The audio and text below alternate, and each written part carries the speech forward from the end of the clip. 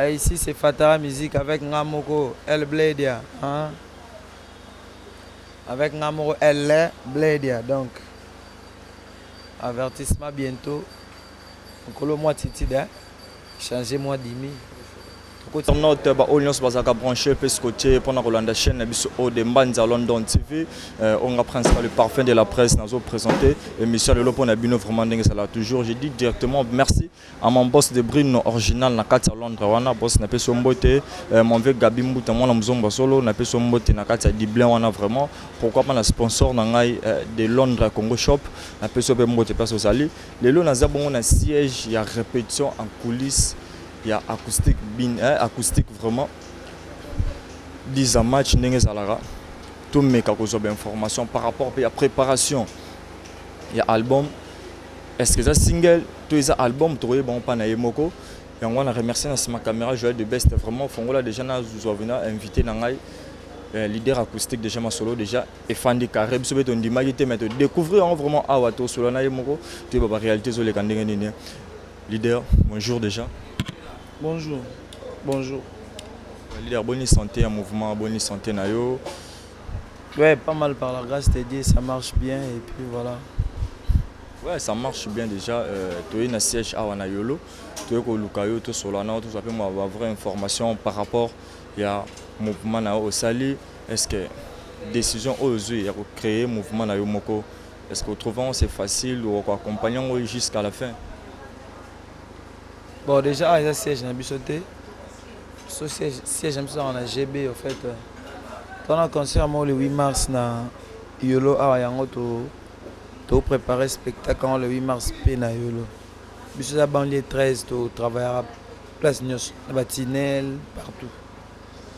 Et puis, partout, répétition, écoute, tu as bien au travail. Au travail, Bissoté, tu travailles bon, tu travailles partout. Donc voilà. Merci à Acoustique Dizamach.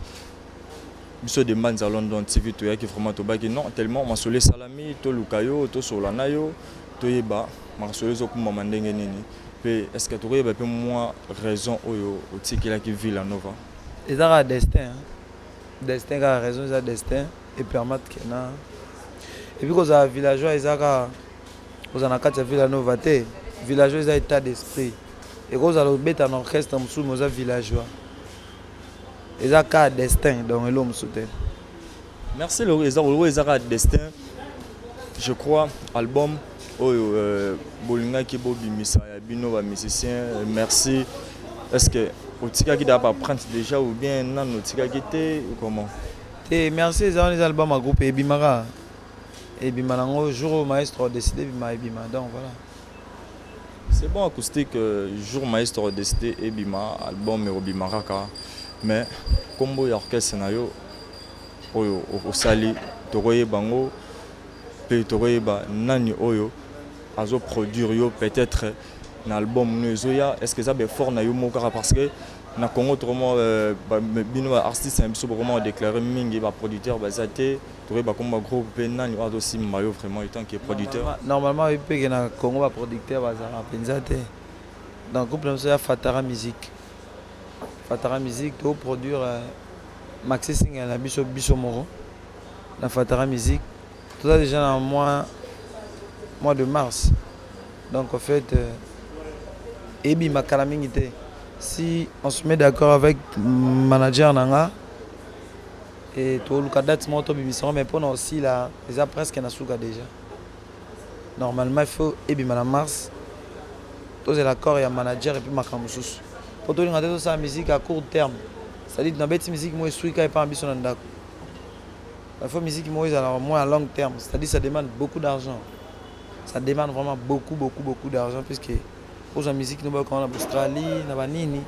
Et ça, on a des bosses, on a des bongo. Donc, que ça soit tant mieux sur eux, et le quoi, on a à long terme. S'il faut matin à décembre, mais pour nous, on a des décidé. Mais acoustique on le vit déjà que et si Nathan qui est au PSM Congo na Villanova est-ce que tu le baki ozaïda na studio ande ko préparer tant ozaïda na village jamais nga tiens na Villanova na tikali ko yemba atanze moment te ni na studio ni ko programmer nzembo na nzamba talanga et puis nga longwa ki na décembre na bandi ba studio na nga na janvier, février, mars.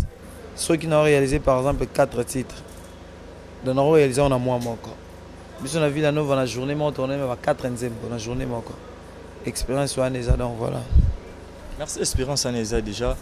Nous avons vu que parfois nous avons balingara mingi pe bayoka pet bayoka nzembo na yo bayoka ba vocal na yo yo moko ko préféré osela bango nini avant que le roi to yambi artiste musicien pe leader ya mouvement Fatara musique afan na yo ko sepelisa bango bazela avertissement ba yebi déjà ba mama les ala déjà ba solo voko belé bazela avertissement et banango ka mingi te et makala mingi te. Par là, Bilo no ya kala boy osela bango ou comment? Avertissement makaming avec Namoro acoustique 10 à match. Désormais il faut battre mais son bien El Bladia. Ngelo banini. Ngelo ba El Bladia, Iblis El Bladia. Parce que là va comprendre pourquoi El Bladia un avertissement bientôt. Là ça notre mission te la scène au cas pour na kuta déjà. Na bi pourquoi be mission dans ça te. Tout ça là on kaka. Tout ça na biso be mission. Tout personne produit après produit de tout ça be mission. Pour nous on avant avertissement sur be mission tout le bani. Les missions sont le bakina ça l'avertissement, non ça l'avertissement. Mais ça peut bien pour la promotion, il y a annonce déjà, il y a Marcy Single, les Marcy Single bien album. Marcy Single c'est d'ailleurs les cas qui déjà en salle qui annonce qui est tout ça l'avertissement dans tout sous qui wana. À la prochaine fois il faut ebim après tout ça be mission. Tout ça pour promotion il y a avertissement donc voilà. Ouais, merci namoni bongo na Paris wana namoni nana Elangia autrement dit ministre na peso mbote pourquoi pas na Julie Castello na kati ya Londres na peso mbote pe ndenge zala toujours kaka mais acoustique du match liboso ezaki ke yo bande ko kamba yo pa maestro Fabro lelo yo moko pe aussi charge ya ko kamba bande ko na yo oyo lelo za leader na bango. Est-ce que c'est facile ou comment? Parce que bien au temps vous allez qui na Villa Nova soit tu temps vous allez na Villa Nova ba caprice mususu pe ba musicien au bino bwana ko sala pa maestro ando supporter bino je pense que c'est facile ko kamba bande ko belé na mona na ciment.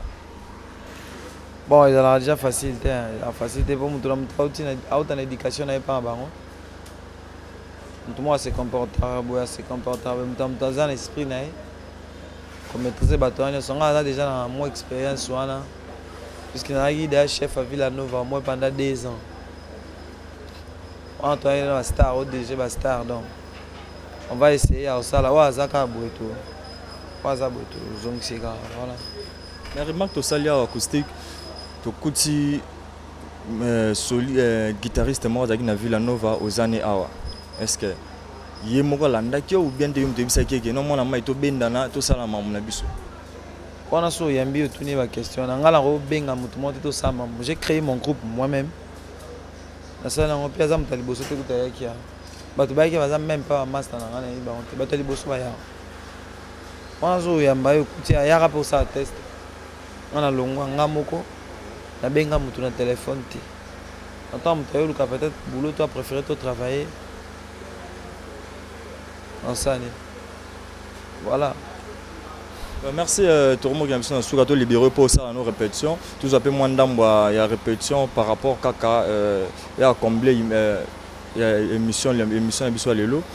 Mais ba collègue na yo ba oyo bozaki na groupe moko ba bima ki pe ba saki ba mouvement la bango avant yo lelo yo pour sali mouvement na yo. Est-ce qu'il travail na bango par rapport ne bando pesa le meilleur na bango na ville la Nova. Est-ce que et vous êtes satisfait soit bazo sala maramba bien ou comment? Ngane mutu funa satisfait.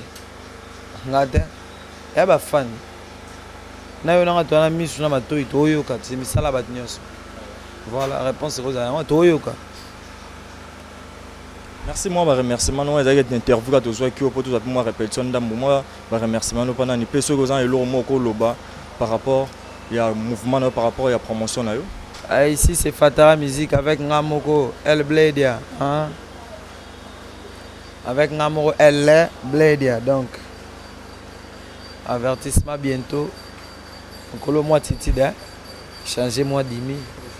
Tout le mois de mars. Donc, Rato, tous les 8 mars. toza na production moko na awa na yolo na biso awa bato tu balinga Fatara musique tokutana wana et puis tona batournage ya baclip na biso déjà nga modela na bandaki yanga et puis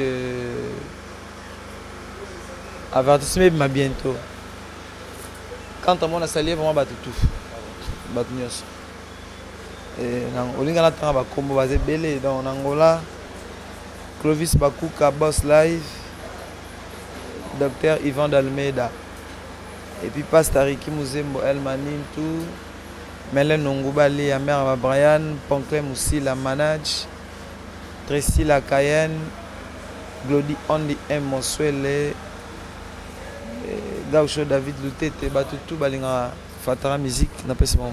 Mais le numéro bureau n'a habité sur Europé, ça va, on va contacter, par exemple, on va contacter bureau, le numéro est allé. Le numéro est belé, la page Facebook est allée, au comic code car compte moi acoustique El Bladia, acoustique Play, acoustique Dizamatch sur Facebook. Nous sommes à pirate et ça. Dans ce cas, contactez Bisso direct. Merci vraiment à l'occasion de Bisso, vous en pleine répétition, mais on permet de Bisso tout ça en interview. Merci vraiment. Ouais, très cher internaute, autour abonnés acoustique 10 match, par rapport à l'actualité, par rapport à l'album, par rapport à Marmnae, Nenga Lobeli, Kalate Bomon a toujours l'accepté partie.